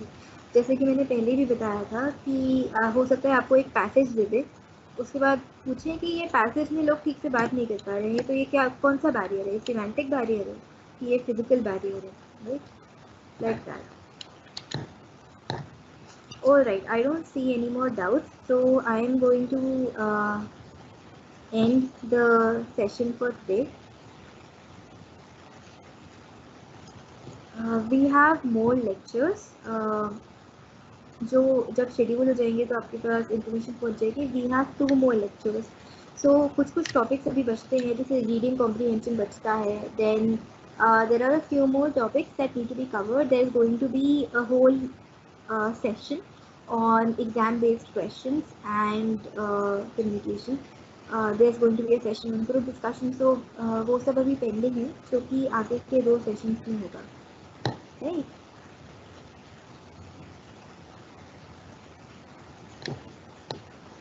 All right. Mohit sir, can we end the class, please?